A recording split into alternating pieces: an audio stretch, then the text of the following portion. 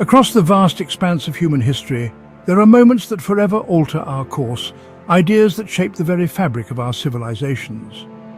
For countless millions, one such moment occurred thousands of years ago on a remote mountain in the Sinai desert.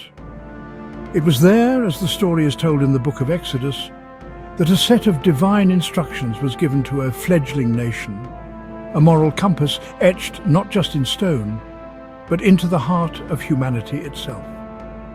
These are the Ten Commandments, a profound declaration of how we might live in harmony with our Creator and with one another.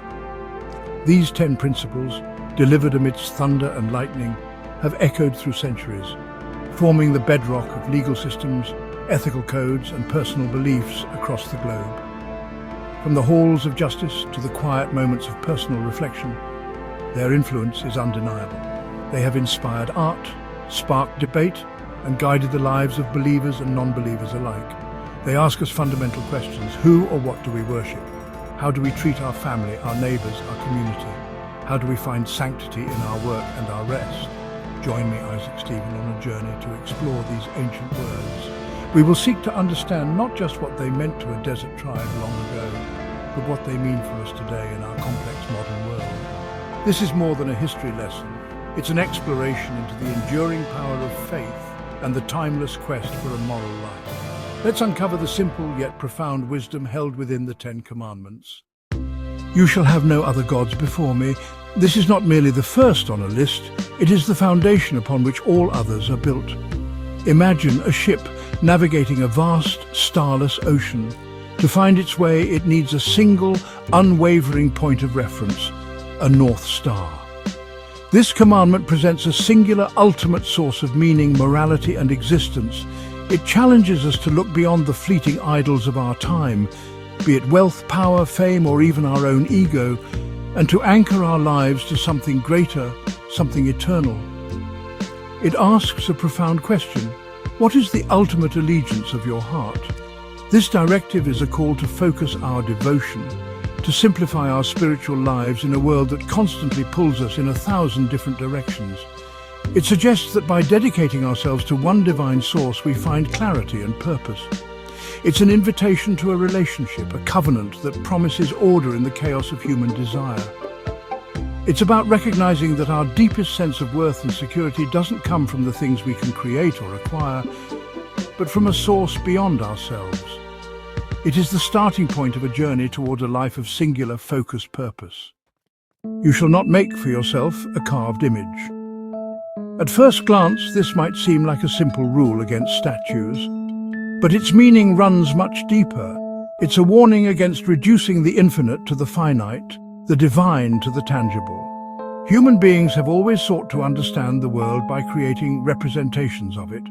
But this commandment suggests that the source of all creation cannot be contained in any object made by human hands. To try and capture God in an image, a statue, or an icon is to limit the limitless, to misunderstand the very nature of the divine. This is a call to worship in spirit and in truth, not through physical proxies. It pushes us beyond the superficial, urging a connection that transcends sight and touch. It's a safeguard against the temptation to control or manipulate our faith, to create a God that serves our own purposes rather than a God we serve. It challenges us to cultivate a faith of the heart and mind, one that doesn't rely on physical objects for its strength, but finds its power in a direct, unmediated relationship with the mystery and majesty of the unseen. You shall not take the name of the Lord your God in vain. This precept is about more than just avoiding casual profanity. In the ancient world, a name was not merely a label. It held the essence, the character, and the authority of the person. To invoke a name was to invoke the presence and power of that being. Therefore, to use God's name in vain means to use it emptily, for a worthless purpose, or to attach it to an act or an oath that is deceitful or unjust. It's a profound call for integrity between our words and our beliefs. It asks us to consider the weight of our language. When we swear an oath, do we mean it? When we invoke a higher power to bless our actions, are those actions truly worthy of that blessing? This commandment is a powerful reminder that our words have power, and that associating the divine with falsehood, hatred, or manipulation is a deep violation of trust. It calls for a profound respect, not just in how we speak, but in how we live, ensuring that our lives honor the sacred name we claim to follow. Remember the Sabbath day, to keep it holy. In a world that relentlessly demands our productivity, this commandment is honestly a radical act of liberation. It is a divine permission slip to stop, to cease from our labor, our striving, and our constant doing. The Sabbath is not simply a day off. It is a day set apart, made holy. It's a time to disconnect from the demands of the world in order to reconnect with our families, our communities, our inner selves, and our Creator. It's a weekly reminder that our worth is not defined by what we produce. This sacred pause is a gift. It provides rhythm to our lives, a cycle of work and rest that is essential for physical, mental, and spiritual health. It's an act of trust, believing that the world will not fall apart if we step away from our work for one day. It's a time for reflection, for gratitude, and for joy. By observing a day of rest, we acknowledge that there is more to life than commerce and ambition. We create space for wonder, for worship, and for the simple, profound act of being. Honor your father and your mother. This is the first commandment that comes with a promise that your days may be long in the land. This connection between honoring parents and a long, stable life in the community is, really profound. It suggests that the family unit is the cornerstone of a healthy society. Honoring our parents is about more than mere obedience when we are young. It's a lifelong principle of respect, gratitude, and care for those who gave us life and nurtured us. It's recognizing the sacrifices they made and the wisdom they hold. This principle extends beyond our individual families. It teaches us to respect the lineage and heritage from which we come, to value the wisdom of our elders, and to understand that we are part of a chain of generations. In a culture that often idolizes youth and discards the old, this commandment calls us back to a fundamental truth. A society that fails to honor its elders loses its roots and its memory. It is through this chain of honor that traditions are passed down, stability is maintained, and a legacy of love is built for the future. You shall not murder. 3 simple words, yet they form a pillar of all civilized morality. This is not a complex theological argument. It is a stark, absolute prohibition against the unlawful, premeditated taking of a human life. It establishes the principle that every individual life is sacred, possessing an intrinsic value that no other person has the right to extinguish. This commandment is the bedrock of law, justice, and human rights.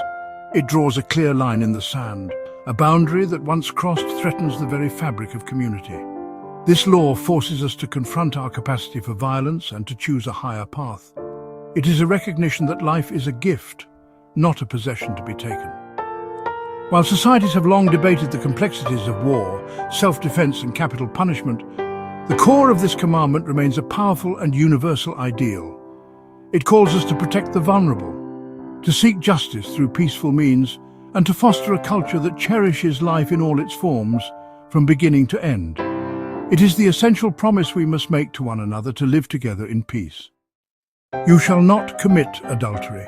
This commandment speaks to the heart of our most intimate relationships. It is a call to honor the sacred vows of marriage, a covenant of faithfulness between two people. But, its wisdom extends beyond the legal and religious definitions of marriage. It's really about the profound importance of trust, loyalty, and fidelity in our commitments. When we make a promise to another person, especially a promise of the heart, this principle calls us to protect that bond with integrity and respect. It recognizes the deep pain and societal damage caused by betrayal. This is a guardrail for the heart. It protects the family unit, which is seen as the essential building block of a stable community. Adultery shatters trust not just between two people, but it sends ripples of pain through children, extended families, and the wider community. Upholding this commandment is about more than avoiding an act. It's about cultivating a spirit of faithfulness in all our significant relationships. It is a commitment to be a person whose word is their bond, a person on whom others can truly depend. The 8th commandment, the integrity of possession. You shall not steal. Like the prohibition against murder, this is a cornerstone of a functional society. It establishes the right to property, the idea that the fruits of a person's labor and their personal possessions deserve to be secure. Without this basic rule, trust collapses. Commerce becomes impossible, and community life devolves into a constant struggle of the strong against the weak. Stealing is not just taking an object, it is a violation of a person's security, effort and dignity. It creates fear and instability. This commandment calls us to a life of honesty and integrity. It's about more than just refraining from shoplifting or burglary. It challenges us to be honest in our business dealings, to give a fair day's work for a fair day's pay, and to respect the intellectual and creative property of others. It asks us to live in such a way that our neighbours feel secure, not just in their lives, but in their livelihoods. It is a call to build a society based on mutual respect and fairness, where everyone has the opportunity to build a life without fear of it being unjustly taken away. The ninth commandment, the currency of truth. You shall not bear false witness against your neighbour. This commandment takes us into the courtroom of life. It speaks directly to perjury, to lying in a way that harms another person's reputation, freedom or property. Truth is the currency of justice. Without it, legal systems fail, and the innocent can be condemned while the guilty go free. Bearing false witness is a poison that corrodes the foundations of community, turning neighbours against each other and replacing trust with suspicion. It is an act of violence committed with words. But the spirit of this law reaches far beyond a courtroom. It is a charge to be truthful in all our dealings. It warns against gossip that destroys a reputation, against slander that maligns a person's character, and against the subtle deceptions we use for personal gain. In our modern age of social media and instant information, this commandment is more relevant than ever.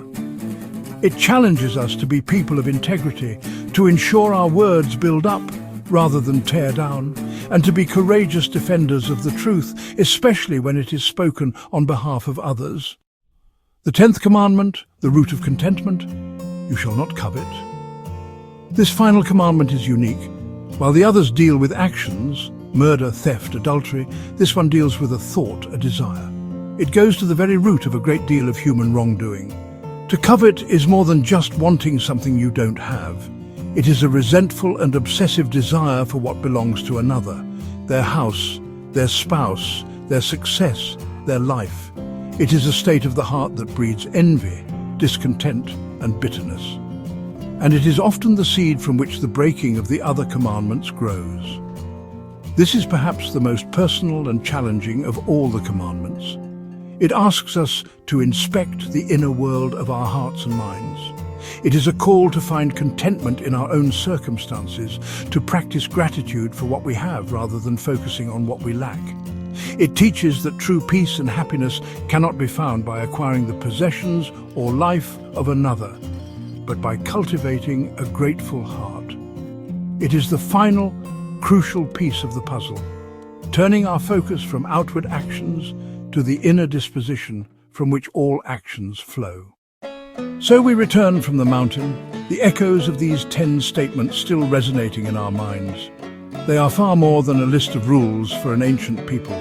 They are a mirror, reflecting the best of our human aspirations and the deepest of our moral intuitions. From the fundamental need for a higher purpose to the intricate workings of the human heart, the 10 Commandments chart a course for a life of integrity, respect, and peace. They lay out a vision for a society where life is sacred, families are honored, truth is paramount, and trust is the foundation of community. Their genius lies in their simplicity and their depth.